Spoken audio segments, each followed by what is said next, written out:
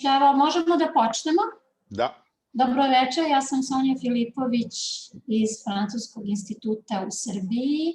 Drago mi je što ću večeras predstaviti goste našeg drugog književnog susreta koji organizujemo u okviru Moljerovih dana, sa kojim ove godine počinjemo proslavu 70. rođendana Francuskog instituta u Srbiji. Velika mi je čast i zadovoljstvo da predstavim književnika srpskog Dragana Velikića, čiji je roman Islednik pod nazivom Le Cahier volé à Vinkovci, odnosno Sveska ukradena u Vinkovcima, nedavno objavljen u Francuskoj. Objavila ga je izdavačka kuća Agulot, čiji je predstavljen, stvari direktorka ovde, Nadeža Agulot, i ja je pozdravljam. I zahvaljujem na saradnji i na partnerstvu u organizaciji ovog susreta. Dragan Velikić je rođen u Beogradu, tu je i diplomirao opštu književnost na Beogradskom filološkom fakultetu. Značajno je da kažemo da on bio ambasador Republike Srbije u Austriji, danas živi i radi u Beogradu. Autor je mnogobrojnih romana, knjiga priča, knjiga eseja, monografija. Pomenut ću samo neke od romana: Via Pula, Astragan, Danteov trg, Severni zid, Ruski prozor, čiji prevod takođe sprema izdavačka kuća Agulot, a prevodilac je isti, odnosno prevoditeljka Marija Bejanovska, koja je, nadam se, sa nama i koja čestitam na zaista divnom prevodu i želim da je pozdravim. Ona je prevela brojne srpske i makedonske pisce na francuski jezik i nadam se da je još mnogo prevoda pred njom. Inače, knjige Dragana Velikića prevedene su na 16 evropskih jezika. Evo, dve će maltene uporedo biti objavljene u Francuskoj. Sa njim će razgovor voditi moj prijatelj, koga sam upoznala nedavno pretprošle godine u Beogradu, ali pre svega to je poznati književni novinar Thierry Clermont. On piše za prestižni francuski nedeljnik Figaro littéraire. Za njega možemo da kažemo da je bio član raznih komisija, žirija za razne nagrade književne, kao što je Kazanova ili nagrada Mediterana. Inače, Thierry Clermont dobitnik je Hennessyjeve nagrade koja se dodeljuje u Francuskoj za književno novinarstvo i nagrađuje književne novinare za kvalitet njihovog rada, za posvećenost književnosti, za buđenje ljubavi prema književnosti. Čitaoci francuskih časopisa i novina poznaju dobro časopis Arrecuptible, za koji je on pisao kao muzički kritičar, a pisao je i za mesečnik Repertoire, mesečnik klasične muzike. Pored toga, on je i književnik, napisao je dela Saint-Michel, za koje je dobio nagradu Mediteran. Ako sam dobro Thierry, j'espère que je ne me suis pas trompée. I njegov roman Barocco Bordello, ko sam ja imala prilike da pročitam, divan roman, je bio finalista nagrade Femina 2020. Eto, ja sam posebno srećna što sam imala prilike da predstavim naše goste, a sada bih dala reč Thierryu koji će voditi razgovor sa Draganom Velikićem. Pozivam sve koji žele da se uključe u ovaj razgovor, da to i urade, mogu da postavljaju pitanja i Thierryu i naravno Draganu Velikiću i nadam se da će ovaj razgovor moći da prate i naši slušalci i gledalci preko Facebook stranica Narodne biblioteke Srbije i Francuskog instituta u Srbiji. Thierry? Eh bien, ça fait plusieurs bonnes nouvelles. La première bonne nouvelle, c'est qu'un autre livre de Dragan Velikić va être traduit en français aux éditions Agulot. Donc, il s'agit de La Fenêtre russe. Et si je ne dis pas de bêtises, c'est le premier des 2 prix prestigieux NIN qu'il a obtenu. C'était, si ma mémoire est bonne, en 2007 ou en 2008. Donc, son premier prix NIN, le second étant évidemment celui accordé pour le cahier volé à Vinkovci, dans l'original, Islednik, qui veut dire quelque chose comme enquêteur. Voilà, donc ça c'est la première bonne nouvelle. La deuxième bonne nouvelle, c'est de retrouver mes amis serbes, parce que je garde un excellent et délicieux souvenir de mon séjour à Belgrade il y a bientôt 2 ans, accompagné, conseillé et soutenu par Sonia. Donc, je vais commencer par ma première question, Monsieur Velikić, si vous le voulez bien. C'est important, j'imagine, pour vous d'être traduit en français. Et qu'est-ce que ça représente pour vous par rapport à une traduction dans une autre langue européenne comme l'allemand, par exemple? On sait que le public allemand est peut-être un peu plus attentif que les Français à ce qui se fait en Serbie, en Croatie, dans les Balkans, etc. Vous pouvez nous parler un petit peu de votre rapport à la langue française, à la littérature française, et le fait de pouvoir être lu, puisque c'est votre 3e ouvrage traduit en français aujourd'hui, grâce aux éditions Agulot. Merci. Je ne parle pas trop vite, ça va? Jako dobro pitanje, veoma meni zahvalno pitanje. Naravno, ja ću odgovoriti, a nešto će i ostati za neku drugu priliku, pošto je to priča u priči. Naime, 90. godine ja sam objavio roman Via Pula i posle romana Stragan, i to je knjiga koja ima uspeha velikog, ali je to bio i vreme raspada Jugoslavije, kada je jedna strašna kakofonija se javila u tom prostoru i oko tog prostora. I onda, moj roman Via Pula trebalo je već 90. godine da izađe, Albin Michel je trebalo da bude izdavač, a recenziju je napisao profesor Predrag Matvejević, autor poznatog mediteranskog brevijara, francuski i đak i profesor, ali onda iz nekih, pa rekao bih, pa neću da kažem političkih, prosto onda je tu došlo do određene, mogu da kažem, intrige, tako da nije se roman pojavio, samo je časopis Mare Nostrum u prevodu Mireille Robin objavio delove iz tog romana. I u međuvremenu se javio jedan austrijski izdavač i nekako moje knjige su krenule u nemački govorni prostor, gde su svih mojih 11 romana objavljeni, i preko nemačkog jezika sam odlazio u druge jezike, negdje direktno, ali ono što je činjenica, to je da pisci malih književnosti, istočnoevropskih književnosti, jako je važno da budu objavljeni na jednom od svetskih jezika, svejedno da je to francuski, nemački, engleski, jer onda idu lakše i u druge. A što se tiče francuske literature, uopšte ono što je meni, sad pokušavam da budem baš precizan. Naime, mi danas, skrećem, pravim jedan Windows, to je moj način i pisanja, ali evo i govorenja. Mi danas u književnoj kritici dnevnoj, mi nemamo književnu kritiku, to ja kažem globalno, nego prepričavanja.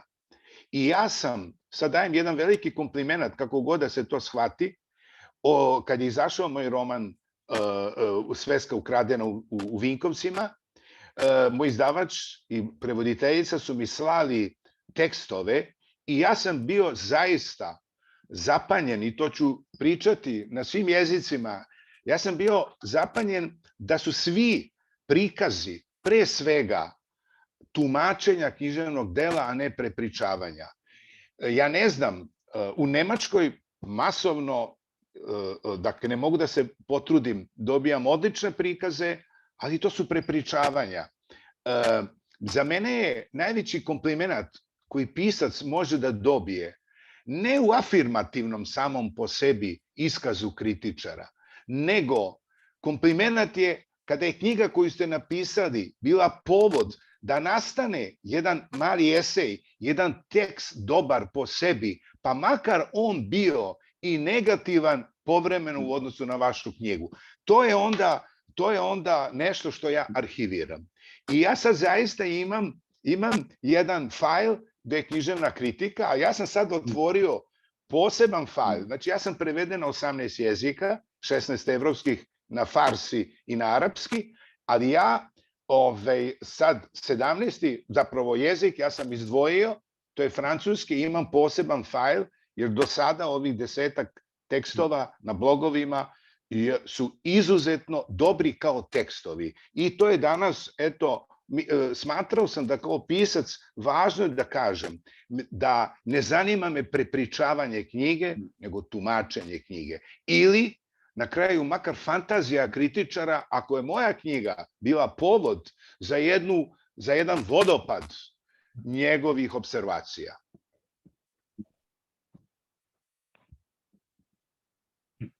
Très bien, j'ai compris. Donc, ce qui vous intéresse davantage, donc c'est moins une critique qu'une lecture pertinente de ce que vous avez écrit et à la fois de ce que vous voulez dire.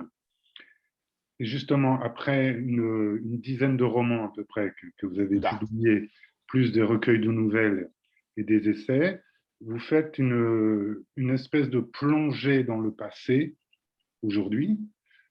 Donc, enfin, le roman a été publié en 2015 en Serbie. Une remontée dans le passé qui est à la fois votre passé personnel, votre passé intime, et un siècle d'histoire de la Serbie et de cette région d'Europe, avec une espèce de zoom sur l'Istrie.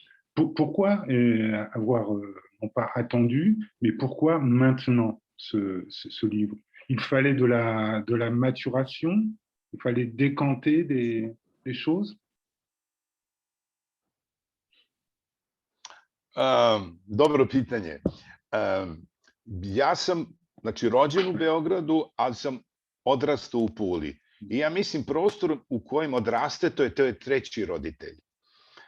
Dakle, sa 5 godina došao sam u Pulu, tada poslednja tačka gde prestaje pruga, poslednja tačka one Jugoslavije, i tu sam proveo detinjstvo i mladost.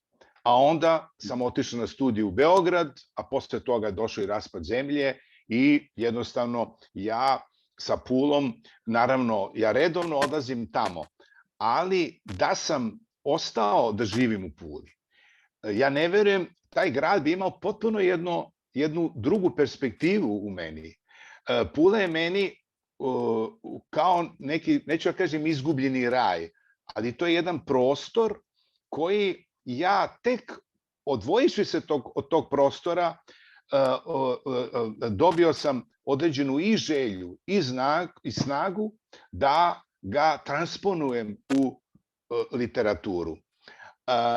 Ono što je možda bitno, ja sad gledam gde je taj dodir mene kao pisca, dodir, ne znam, da ne mistifikujem, ali gde sam faktički, znate, ja mislim da svaki umetnik zna, ne da zna, ali postoji neki trenutak kad je on osetio da je nešto drugo, da je zapravo umetnik. A to je osjećaj kad smo došli u Pulu, dakle ja sam imao 5-6 godina, grad je bio, znači, nekada pod Italijom, i onda su na zidovima, gde su nekad bile naslovi, reklame za prodavnice, bilo je na talijanskom jeziku.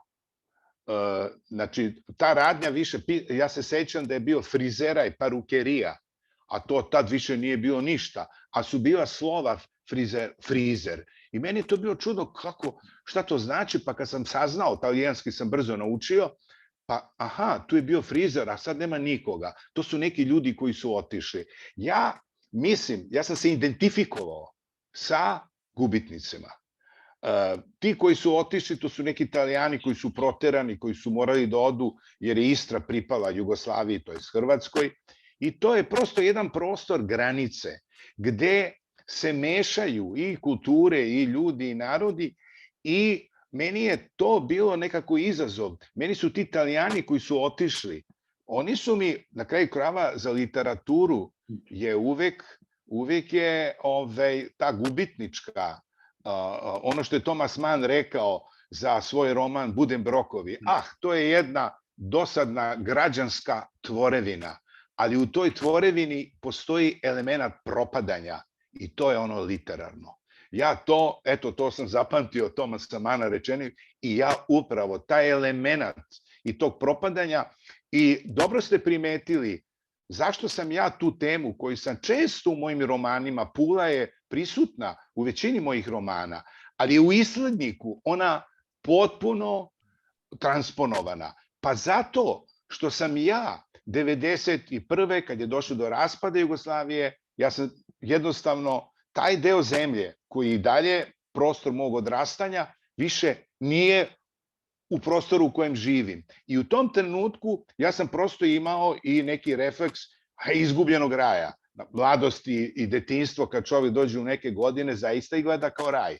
Tako da je tu se sve dogodilo. I još nešto jako, jako važno, a to je, ja sam, kad sam počeo da pišem Islednika, ja sam došao do saznanja da u životu uvek dođe trenutak kada u sebi prepoznamo svoje roditelje. I ja sam upravo tad pišući roman Islednik, to je Sveska ukradena u Vinkovcima, ja sam u sebi prepoznavao svoje roditelje kao da smo se izmešali i nekako razumeo sam i te nesporazume i taj neki stid koji sam osjećao kao dete, recimo u odnosu na moju majku koja je bila ekstravagantna. Dakle, vi u jednom trenutku postajete svesni svega ono što ste njima zamerali, što ste, i onda dolazi do neke sinteze nas, mislim u njima i njih u meni, i dolazi do jednog oprosta, do jednog mirenja, do jednog saznanja o lepoti života koji je neponovljiv. I jednostavno to nije gubitništvo, to je jedno široko okeansko razmišljanje. Jednostavno i oprost. Prosto niko nije kriv. Dešavaju se stvari, greške. To je tako. I u tom mirenju ja sam dobio intonaciju za roman koji sam napisao. Mislim da je za svaki roman, kad je roman u pitanju, to je jako važna intonacija. Kad se do toga dođe, a do toga je najteže doći, barem iz mog iskustva, onda se prepuštate. Onda roman vas piše.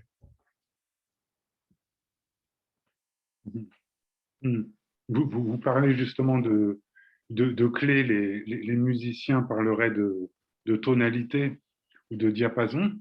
Donc vous avez trouvé le ton juste, ré majeur, fa mineur, peu importe. Ce qui vous permet en fait de construire, je pense que c'est conscient, un roman fait de plusieurs couches qui panachent plusieurs choses, à savoir les souvenirs personnels et familiaux qui sont très intimes à travers votre père, votre mère, le grand-père, donc ça permet de remonter un siècle d'histoire. Et parallèlement à ces portraits, vous faites des portraits de villes et d'hôtels notamment.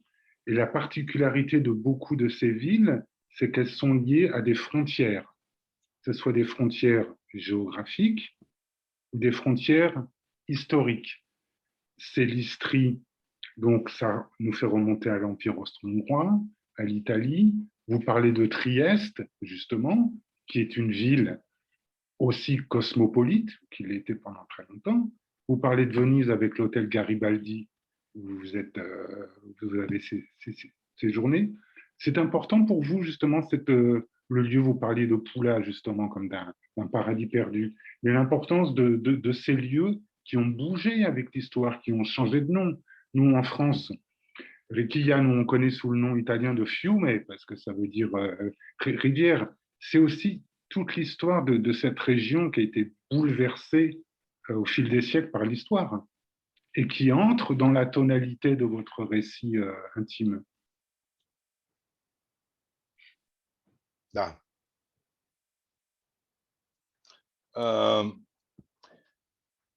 Pa, kada sam došao, evo jedan detalj, ja ne znam da to imam u romanu, u nekoj knjizi možda imam, a možda nemam u ovom. Pardon. Kad smo se mi preselili 58. godine u novembru iz Beograda u Pulu, ja sam imao 5 godina i onda dok smo čekali da se stan renovira, mi smo živeli u hotelu. U jednom hotelu koji u vreme Italije se zvao Milano, a u vreme Jugoslavije Lipa. Jedan hotel, ja se sećam, znači imao sam 5 godina, to je bio praznik, Dan Republike, 29. novembar, i grad je bio prazan, ali su svuda bile zastave. I ja sam kao petogodišnje dete gledao na balkonu tu neku ulicu i taj hotel. I živeo sam 7 dana u hotelu i onda, to je bila 58. godina. 20 godina kasnije, kada sam završio studije, ja sam jedno vreme imao ideju da živim u Puli i predavao sam u jednoj srednjoj školi hrvatski jezik. Tad je to bio hrvatsko-srpski, ali hrvatski jezik. Škola se nalazila u istoj zgradi gde je nekad bio hotel. I ono što je meni bilo čudno, znači u međuvremenu taj hotel se ugasio i postao je srednja škola, preuređen je u srednju školu. I za mene je bilo, ja sam znao da čini mi se da smo na drugom spratu je bila naša soba. Ali kad god sam ulazio u učionice te škole kao nastavnik hrvatskog jezika, ja sam se pitao koja je to učionica u kojoj smo mi proveli prve noći, prvu nedelju dana u Puli. Hoću da kažem, meni je to bilo tako, hoteli su inače mesta gde su slojevi ljudske prisutnosti. Ne može jedan prostor u kojem stotine ljudi prolazi, u prostoru tu postoje neki slojevi, neki nanosi. Ubeđen sam da jedan prostor u šumi gde nema nikakve prisutnosti sem životinja i ptica i neke hotelske sobe, da su to u eteru potpuno po gustini vazduha drugačiji. Ljudsko, tamo gde život postoji, kad su gradovi u pitanju stotinama, hiljadama godina, jednostavno to je jedan element iz kojeg dolazi, iz kojeg se evociraju svetovi. I naravno, ukoliko sad tu magiju slikar, kompozitor, pisac ima, on od toga pravi tu magiju, to je tako. Ne znam koliko sam odgovorio, ali ste vi dodirnuli činjenicu, a to je hoteli i tačno mesta pogranična. Grad, kad smo ujutro voz iz Beograda kad je stigao, ja mislim da sam ja tad postao pisac.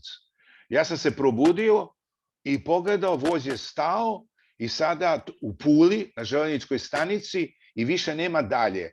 To je predivan pogled na tramvajske, na šine, na prugu koja prestaje, jer dalje je more. I Pula je posljednja tačka. I znam da sam u romanu Danteov trg, koji je roman takođe o Puli, ja sam tada rekao da kada se dolazi sa kopna u Pulu, imate osjećaj da ste došli, taj grad je na kraju sveta. A kada brodom dolazite, kao što je Joyce došao u Pulu, brodom, onda imate osjećaj da je na početku sveta, jer dolazite na kopno. To je neki grad između, grad interval. Takav grad je i Solun, koji je u romanu Islednik sa velikom akribijom ispisan, jer sam taj grad, iako nisam sudbinski za njega vezan donekle, doživeo kao prostor, kao jedan kontinent za sebe. I mislim da je 500 godina Salonike, Soluna, zapravo 500 godina jednog kontinenta koji je početkom 20. veka, kako već idu migracije, mi danas opet živimo jedno vreme migracija i te migracije su uvek bile. Uvek su bile, samo postoje neki predasi kad ih manje ima, ali to je život. Život je u kretanju. To je tako jasno, to nije nikakva novost, niti neka pamet. To je princip života, kretanje. Justement, Thessalonique, vous l'évoquez à travers le personnage de Lisetta Benedetti, mais je voulais revenir à cette première arrivée en chemin de fer à Pula. Pour vous, est-ce que c'est considéré comme une sorte d'épiphanie, un peu au sens de James Joyce, justement, qui avait enseigné à l'école Berlitz, à Pula, avant d'aller à Trieste, qui est une autre ville frontière. Vous voyez ça comme une épiphanie, un phénomène presque d'illumination, qui ensuite vous a guidé, comme vous le dites.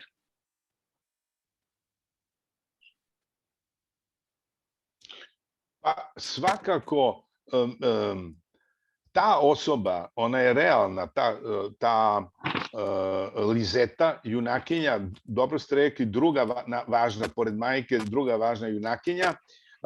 Ja sam pored nje pa i rastao na neki način i ona je meni bila u životu jako važna.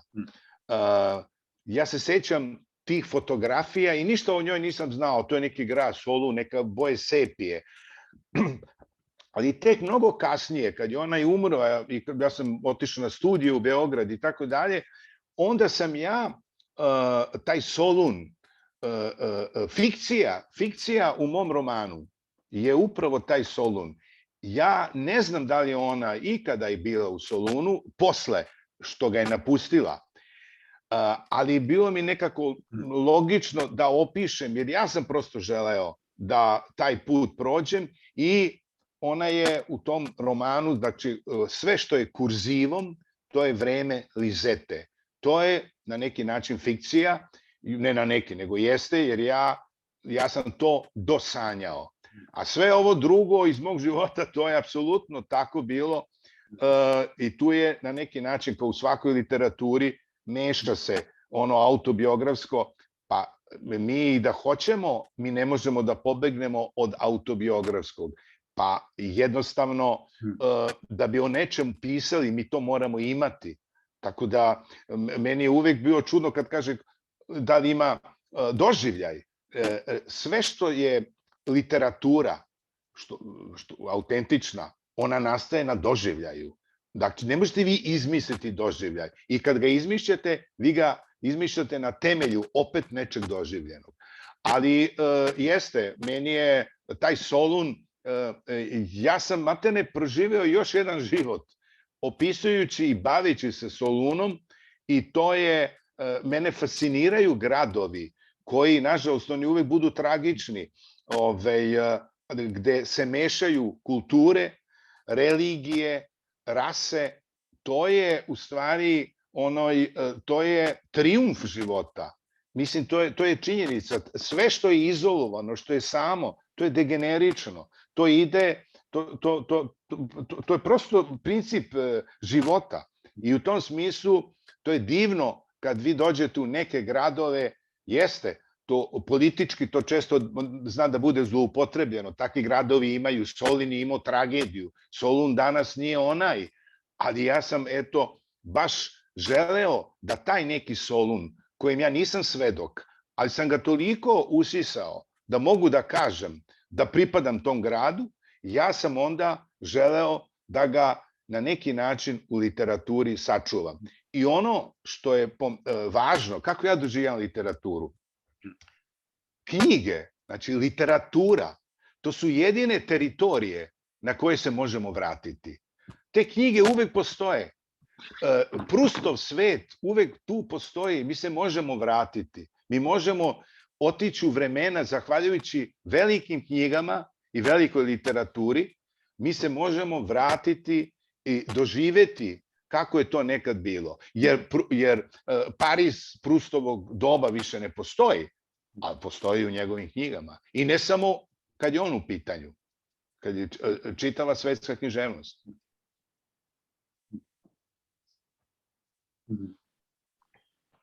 Très bien. Je voulais non pas vous poser une question, mais faire un petit commentaire suite à ce que vous venez de dire. Au chapitre 6, dans la première partie, vous dites « Il faut reconstituer le passé pour qu'il vive ». Donc, il faut reconstituer le passé pour qu'il vive, c'est-à-dire le réécrire, en fait, pour l'inventer. Et vous citez plus loin Witold Gombrowicz, l'écrivain polonais, donc qui a longtemps été exilé, lui aussi, qui sait ce que c'est que d'être déplacé, de fréquenter une autre langue. Et vous citez son journal, qui est d'ailleurs passionnant.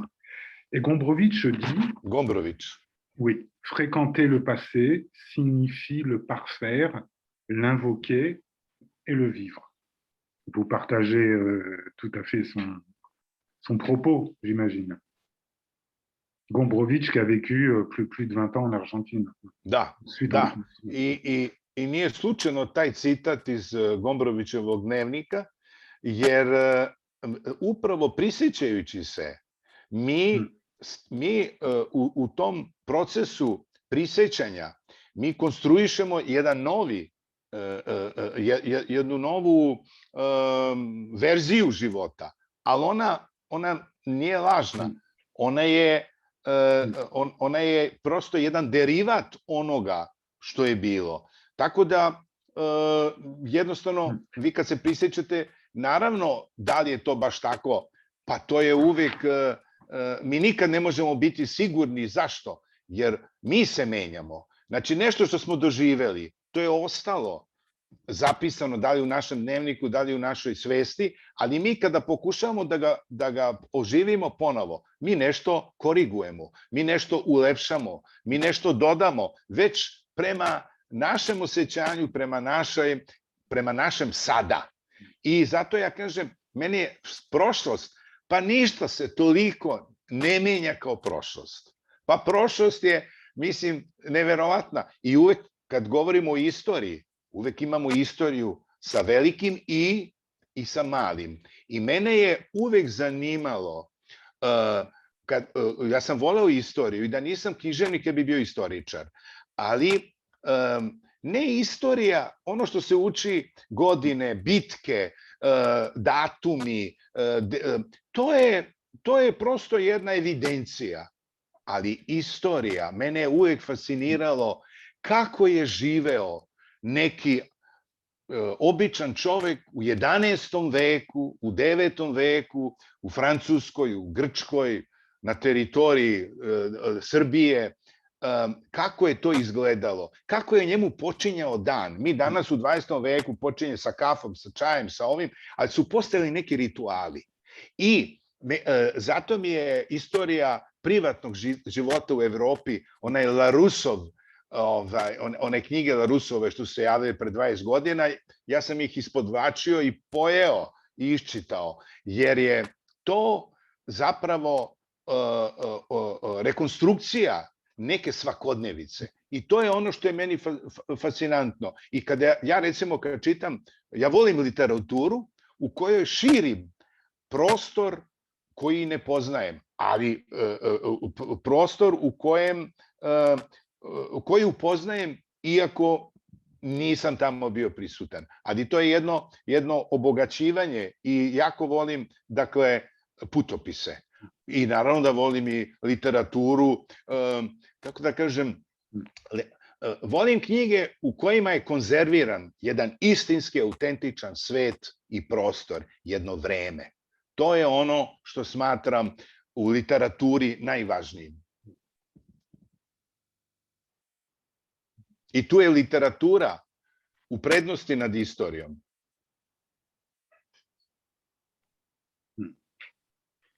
Et parmi ces récits de voyage qui vous passionnent. Vous pouvez citer certains auteurs du 19e siècle ou du 20e siècle, par exemple?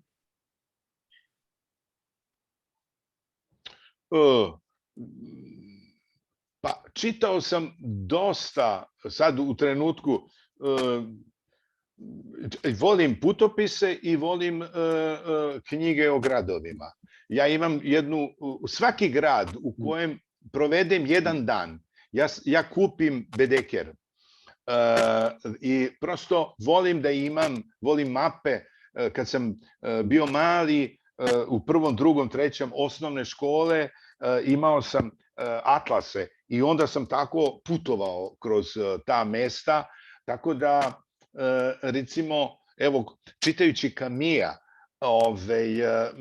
meni je Alžir i gradovi, bili su mi, kad sam video prvi put te gradove u Alžiru, bilo mi je jako, jako zanimljivo, jer ih nisam zamišljao u tim, arhitektura, ta evropska koja postoji, je ono što nisam očekivao i to znam da me je fasciniralo, više i ne znam gde sam čak i našao neke fotografije, kao što sam i Solun. To su tako neki gradovi za koje poželim da ih vidim, ali da se na to vaše pitanje, putopisi, toliko sam, ne znam šta bi odvojio od tih putopisa. Recimo, zanimljiv je bio putopis Andersena kroz Srbiju brodom. To sam dodirnuo u romanu Danteov trg. Kako putovanje tih Evropljana na Balkan. I na kraju krajeva čitao sam kao dete, najviše sam volio da čitam Karla Maja. A on se nije maknuo iz Nemačke, ali je opisao, i ono što je zanimljivo, milioni dece, dečaka i devojčica moje generacije koji su odrastali na Karlu Maju, oni nose njegovu geografiju. Američki kontinent znamo kroz vizije nekoga ko nikada nije maknuo se iz Nemačke. I to je meni fascinantno i to je moć književnosti. On nije lagao.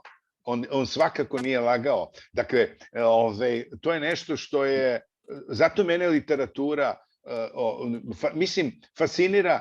Nijednu zemlju, nijedan prostor, nijedno vreme ne možemo bolje upoznati nego kroz velike romane o tim prostorima, tim vremenima i tim gradovima.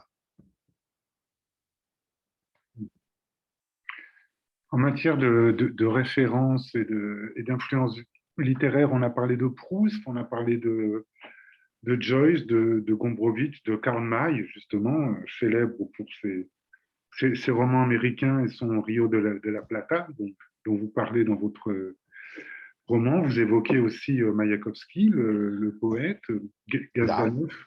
Il y a d'autres écrivains qui vous ont soit influencé quand vous étiez jeune, ou bien qui vous servent toujours de référence, de point de repère, au-delà de la simple admiration.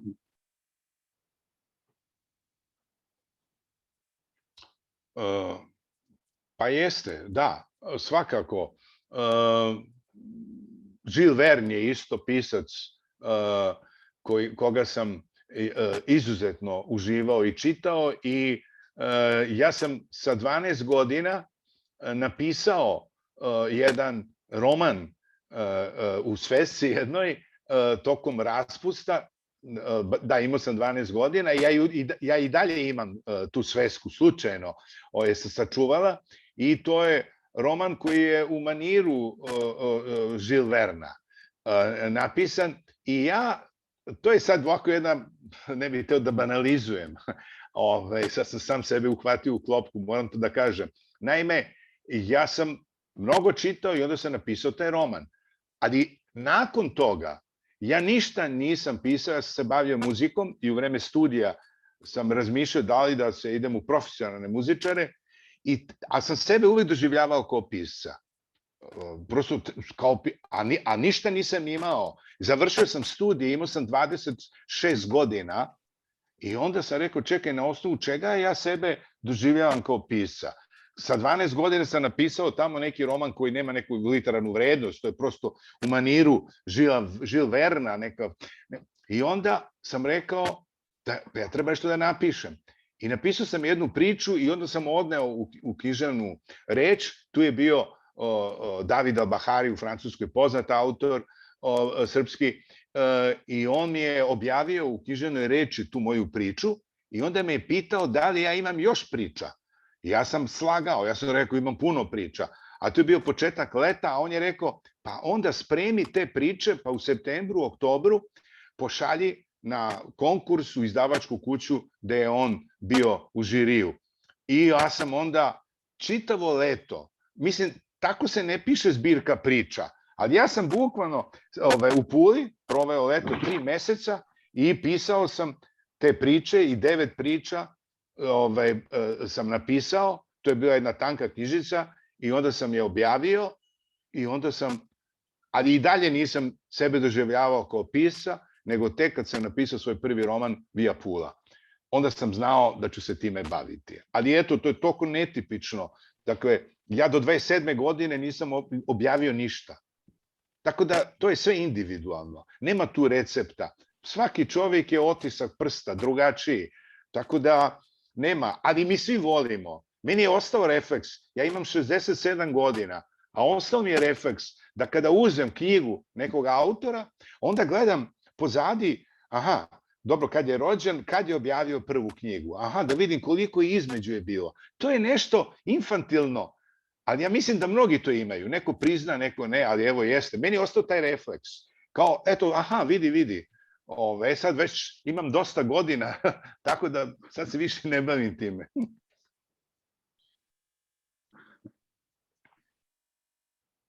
Je crois qu'on fait tous ça.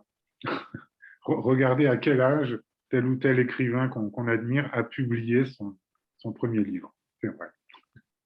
Mais pour ce qui est de la musique est assez peu présente en fait dans votre roman.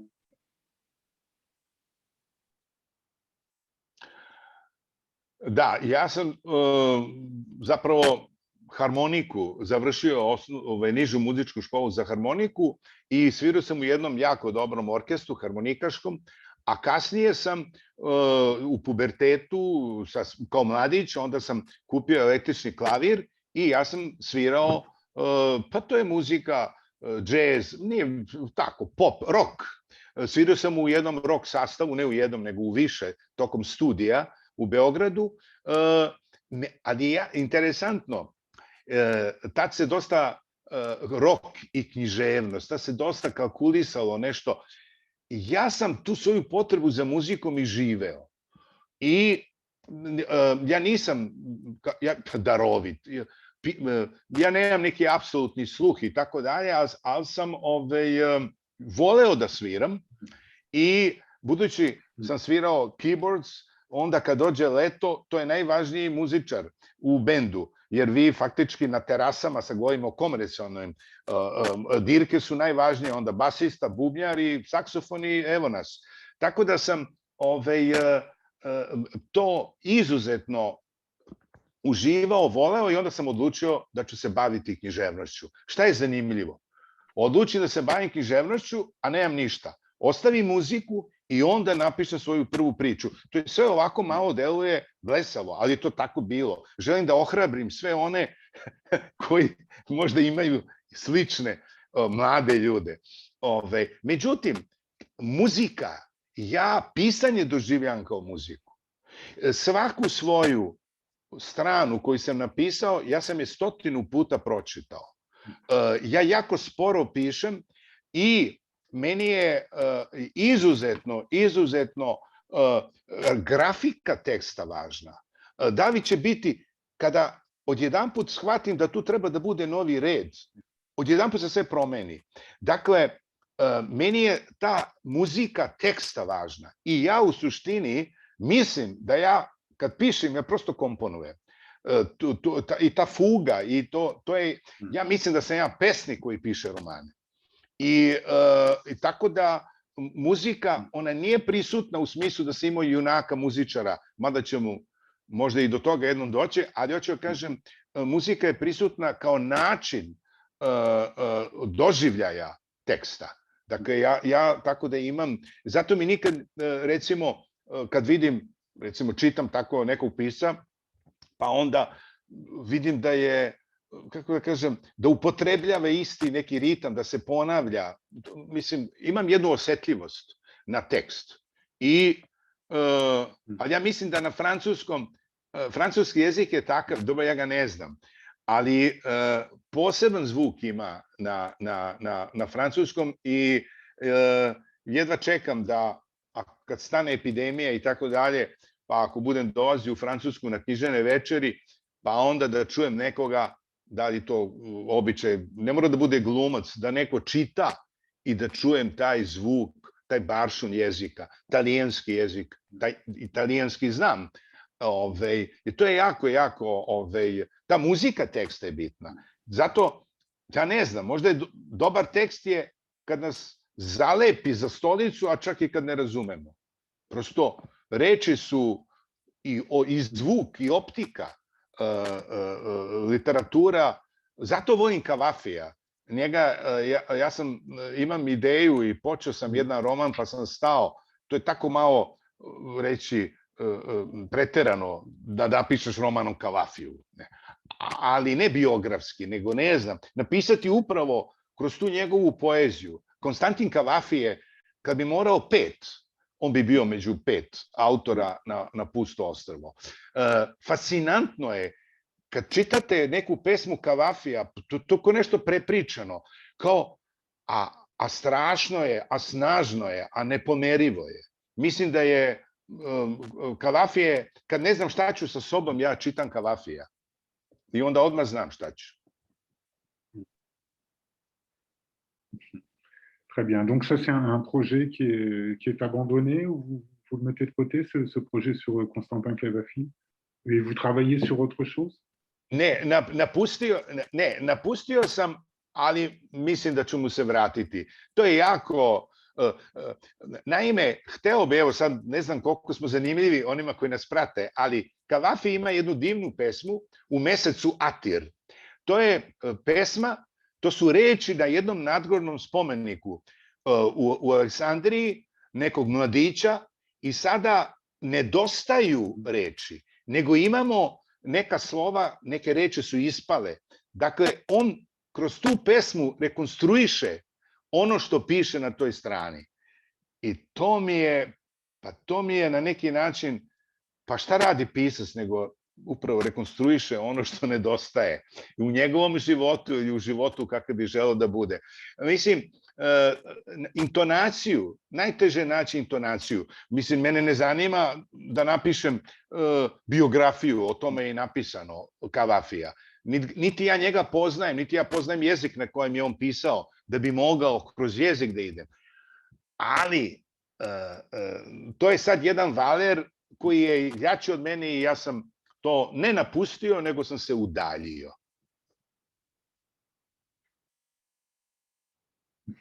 Très bien. Vous parlez bien, hein?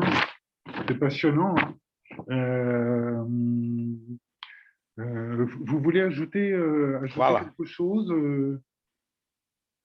à propos de votre roman ou des gens qui nous écoutent en ce moment? Pa mogu samo da kažem, recimo, ne u prilog moje knjige, želim da kažem nešto što je zaista važno. Ja sam pisac koji u Francuskoj ima 2 knjige pre 15 godina. Sad imam roman, a sam objavio roman Severni zid i zbirku priča, jedan mali, to je Pascal Delpech prevela, jedan esej Jutlantis, Jugoslavija kao Atlantida, to je Ubak, jedan mali izdavač iz Rena objavio, i Gaja je objavila taj. Ali ja sam pisac koji nema svoju publiku u Francuskoj, znači do sada. Mislim da ću je sada polako dobijeti. I potpuno je razumljivo da originalni naslov ovog mog romana je Islednik, ali investigator, ali koga za francusku publiku ja nisam poznato ime, svako bi mislio da je to neki pisac krimića. I onda bi oni koji vole krimiće kupovali i bili bi razočarani. A oni koji ne vole, koji vole baš moju knjigu, ne bi je kupili zato što je to islednik. U zemljama, tamo gde postojim kao pisac, ja ne moram da menjam naslove, jer moja publika zna šta ja pišem, sad voli ili ne voli. Ali sam veoma zahvalna mom izdavaču, Nadež Agilo, što je insistirala, i ne samo insistirala, nego što je ona izvukla taj naslov Sveska ukradena u Vinkovcima, jer na nivou semantike romana to je jako važno. Tako da, a opet intrigantno, i eto, meni je jako drago što je ona insistirala da se to promeni, i to je njen prilog o mom romanu, kao i karta Istre za koju je rekla da treba da bude, pa i fotografija mojih roditelja. Ali, moram da kažem da ono što je bitno, to je da ne postoji jedan život sam po sebi, nego interpretacije. Čovjek i kada o svom životu govori, on ga interpretira. I kao što postoje interpretacije pojedinačnih života, tako postoje interpretacije određenih društvenih perioda. I to je ono, nema jedne istine. Nisu istine nepomerive, koherentne, samo su interpretacije. I ja mislim, i time bi ja završio, da zapravo svaki pisac dekodira svet oko sebe. Svaki pisac stvara neku svoju verziju stvarnosti. I ako taj pisac ima dara, ako ima snagu, ako ima imaginaciju, on može biti zanimljiv i čitaocima u nekim vremenima koja će tek doći. A to ne možemo nikad znati. Et donc, nous, ce qu'on attend maintenant en France, le public français, donc c'est la traduction et la parution de La Fenêtre russe, que nous offrira Nadège Agilo prochainement, on l'espère. 2022, début 2022. Début 2022, avec le même titre, La Fenêtre russe. Ouais. Pour le coup, là, le titre était super. Super. Pour le marché français, quoi. Mais c'est vrai que Dragan s'est battu pour Cahiers volés à Vinkovsky, hein, mais il s'est battu, il a fallu le convaincre. Eh bien, vous avez réussi et vous avez bien fait parce que le titre est excellent. Oui, et puis en plus, il en parle beaucoup de ce cahier, même si c'est un tout petit élément dans le texte, et c'est un élément qui déclenche aussi des voyages, etc. etc. Et en fait, quand j'ai essayé de le convaincre, je lui ai redit tout ça. Et je ne sais pas si peut-être, étant tellement proche du texte, il s'en était rendu compte que c'était vraiment un élément très important du texte, en fait. Oui. Que finalement, ce cahier volé, peut-être qu'il n'y aurait pas eu il n'y aurait pas eu toutes ces aventures. Et voilà, et à force, effectivement, on a réussi à le convaincre et on espérait pouvoir le convaincre. Oui, parce qu'en fait, on n'en a pas parlé. On n'en a pas parlé, mais ça fonctionne, ce cahier volé. Donc, l'année, c'est 1958, entre Belgrade et Pula. C'est une espèce de leitmotiv au sens musical, hein, au sens wagnérien. Hein. On tourne autour et puis... et on y revient. On y revient et ça fait une petite musique et puis voilà. Ouais. Donc, merci Dragan d'avoir accepté. Merci. Et merci Thierry. Hvala. Hvala Nadeži i hvala vama na ovim inspirativnim pitanjima i inspirativnom razgovoru. Nadam se da smo bili zanimljivi. U svakom slučaju ja bolje pišem nego što govorim. On l'espère.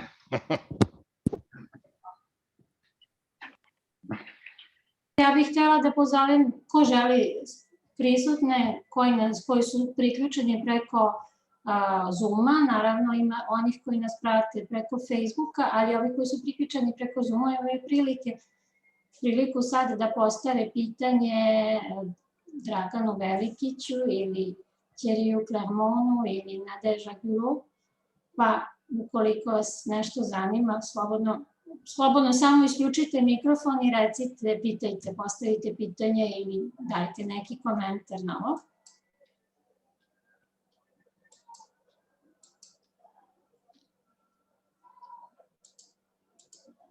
Ako neko želi, može i da pošalje preko četa neko pitanje. Ja bih možda, slažem se sa vama da knjige govore same po sebi, ali evo, Dragane, ja bih vas pitala možda šta, kada bi trebalo nešto predočiti francuskom čitaocu, nešto mu reći pre nego što počne da čita tu knjigu u odnosu na, recimo, prostore Jugoslavije, ili da li biste uopšte neki uvod dali nekom čitaocu u Francusku pre nego što krene da čita vaš roman? Da li mislite da bi bilo prikladno da date neko objašnjenje pre toga? Evo, stigla neka poruka. Mislim da je dovoljna roman se dešava naravno u prostoru Istre, Beograda, ali je sam prostor Istre, mog odrastanja, koje je važno, mislim, u romanu, mislim da je jako važna ta karta. I ja mislim, sad ja polazim od sebe, ja sam vizuelan, znači onog trenutka kad ja vidim mapu, ja onda drugačije se krećem kroz tekst koji čitam. Ali ne znam, ja sad francuski čitalac, mislim, na kraju krajeva, da o tom prostoru, pa ne, mislim da nema potrebe da sve moje knjige zapravo, kako da kažem, ja polako otkrivam i gradim svoje svetove, tako da čitalac ima dovoljno vremena da odluči da li da nastavi da čita ili da ne čita. To je njegova.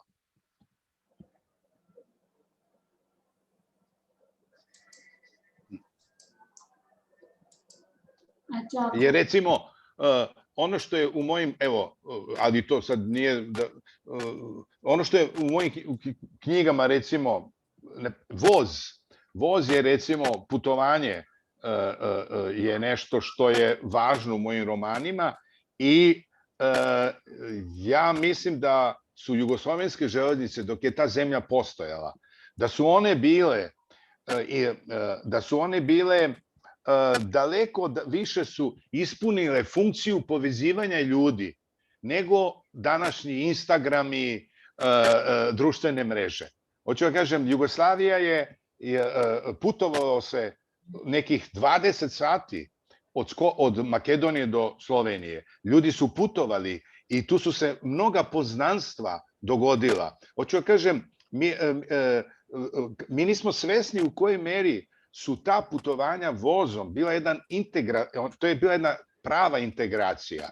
A ja sam kasnije u jednom eseju napisao da veličina jedne zemlje zavisi o brzini vozova. Francuska je mala zemlja,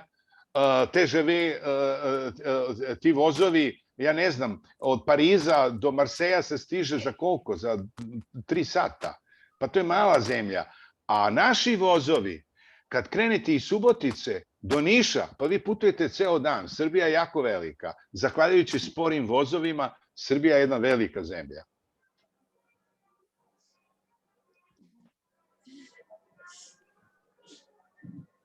Da. A tek Jugoslavija stara i tako. I Balkan ceo. Jeste. Od Grčke do Italije i tako da. Ja bih htjela da se zahvalim i izdavačkoj kući Laguna koja je objavila vašu knjigu Islednik, koja je takođe učestvovala u organizaciji ovog razgovora i da ih pozdravim. Vaša knjiga na srpskom je izložena na našem salonu frankofone knjige koja se upravo održava u Knez Mihajlovoj u centru Beograda, u Francuskom institutu, tako da pozivam sve da posete sajam, salon frankofone knjige i da i dalje prate susrete koje organizujemo u okviru Molijerovih dana. Zahvaljujem se puno svima koji su učestvovali u ovom razgovoru, Draganu Velikiću, Thierry Clermont, zahvaljujem još jednom izdavačkoj kući Laguna i Agulu. I naravno Mariji Bejanovskoj na izvanrednom prevodu ove knjige. I ja joj se zahvaljujem.